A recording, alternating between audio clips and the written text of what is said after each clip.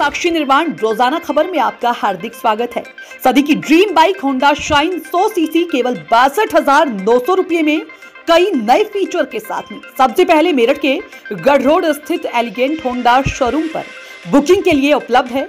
खरीदने पर पाइए निश्चित उपहार, तो देरी क्यों, जल्द ही जाइए और अपने सपनों की बाइक अपने पास पाइए। नमस्कार, आप सभी का बहुत बहुत स्वागत है रोजाना खबर टीवी में। रोजाना खबर को लाइक करें, शेयर करें, सब्सक्राइब करें। धन्यवाद। सभी दर्शकों को मेरा नमस्कार। अभी आपने भाई हरिशंकर जोशी जी की बातें सुनी, लेकिन मुझे लगता है कि कुछ और बातें हैं जिन पर हमें चर्चा करनी चाहिए और जो मेरे मन में आ रहा था, जिसपे मैं शर्मिंदा भी हूँ, दुखी भी हूँ। हमारे देश में ये हो क्या रहा है? अगर गुजरात की अदालत में कोई मुकदमा कांग्रेसी नेता यानी राहुल गांधी के खिलाफ है, तो आप सब लोग पहले ही अनुमान लगा लेते हैं भाई यहाँ तो सजा हो जाएगी। फिर वो मामला गुजरात हाई कोर्ट जाता है, तब भी हमें हैरत नहीं होती, और जो चर्चाएं थी या जो एनालिस्ट थे वो बोल रहे थे तो भी फैसले का पता था। और कमाल की बात यह है कि जब सुप्रीम कोर्ट में काउंटर एफिडेविट और रिजॉइंडर्स की लड़ाई हुई, तब भी ये स्पष्ट होने लगा था, अनुमान लगने लगा था कि राहुल गांधी को यहाँ से राहत मिल जाएगी। कितनी मिलेगी, क्या मिलेगी, वो अलग है। तो ये जो जुडिशरी के लिए हम लोगों के मन में ऐसी भावनाएं आने लगी हैं, ये हमारे देश के लिए कोई बहुत अच्छा संकेत नहीं है। एक मजबूत लोकतंत्र के लिए ये ऐसा अनुमान लगाना या ऐसी बातें करना कतई स्वीकार्य नहीं है।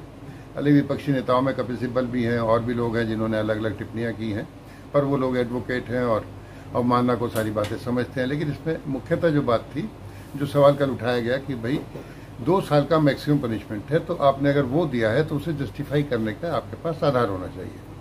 मुझे याद है पहले वाले जज ने, जो लोअर कोर्ट के थे, उन्होंने कहा था कि साहब ये पहले भी ऐसी बातें कह चुके हैं और क्योंकि ये एक जिम्मेदार पद पे है तो इन्हें ऐसा व्यवहार या ऐसा बोल नहीं बोलने चाहिए थे। हाई कोर्ट में भी कुछ ऐसा ही सुनने को मिला, तो ऐसा लगा जैसे जज साहब जो है एक्स्ट्रा जुडिशियस कमेंट्स कर रहे हैं और अपना जजमेंट दे रहे हैं। यहाँ पर भी हालांकि एक नसीहत सी तो दी गई कि बोलते हुए बचना चाहिए सुप्रीम कोर्ट में, लेकिन अल्टीमेटली रिलीफ राहुल गांधी को मिल गई। अब अगर हम इसके राजनीतिक निहितार्थ की बात करते हैं, तो उसके भी देखिए, जैसे सिक्के के 2 पहलू होते हैं, तो दोनों पहलू हैं। एक तो अभी तक कांग्रेस को विक्टिम वाला कार्ड मिला हुआ था कि साहब राहुल गांधी पे ये हुआ, वो बाहर हैं और लिख कर करके कमाल संभाल रहे थे। अब अगर उनको बहाल कर दिया जाता है, जिसमें मुझे संदेह है, जिस त्वरित गति से उनसे सदस्यता उनकी खत्म की गई थी और जिस तरह से उनसे बंगला लिया गया था, उतनी फुर्ती अब क्यों नहीं दिखाई जा रही। अब इस फैसले को लीगल ओपिनियन के लिए भेजा गया। शायद वो स्टे का कोई आड़ करे कि भाई फाइनल जजमेंट नहीं है तो अभी नहीं होगा। हो सकता है, कुछ भी हो सकता है यहाँ सॉरी। सवाल यह है कि भारतीय जनता पार्टी के लिए, खासतौर पर प्रधानमंत्री मोदी के लिए, विपक्ष के रूप में राहुल का चेहरा अच्छा लगता है। उनके लिए सुटेबल बॉय है। वो नहीं चाहते कि कोई और आदमी आए और फेस टू फेस उनसे उनकी लड़ाई होने लगे, चाहे वो ममता हो, चाहे वो नीतीश हो। वो राहुल को सामने रखना चाहते हैं बीजेपी वाले हमेशा। हालांकि राहुल गांधी ने भारत जोड़ो यात्रा के बाद अपनी इमेज बिल्ड की है और जो कनेक्टिविटी आम आदमी से है, वो कनेक्टिविटी भी उन्होंने दिखाई, चाहे वो कभी खेतों में जा रहे हैं, कभी सब्जी मंडी जा रहे हैं या कभी ट्रक वालों के साथ जा रहे हैं। सब उन्होंने अपनी कनेक्टिविटी दी है।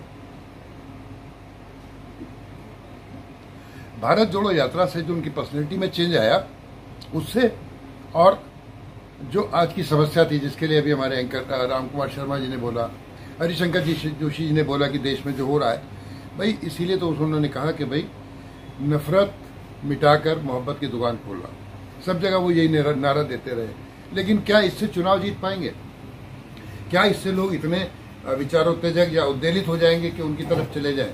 शायद नहीं, क्योंकि यार हर एक आदमी को सनसनीखेज खबरें चाहिए, सनसनीखेज बयान चाहिए और आक्रामक तेवर चाहिए। वो शायद राहुल गांधी को अपनाने होंगे।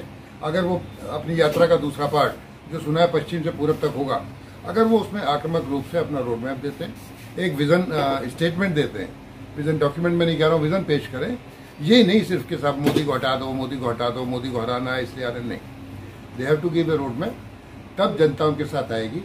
और राहुल गांधी अकेले जैसे कोई तना बाहर नहीं फोड़ सकता, यही स्थिति है कांग्रेस में।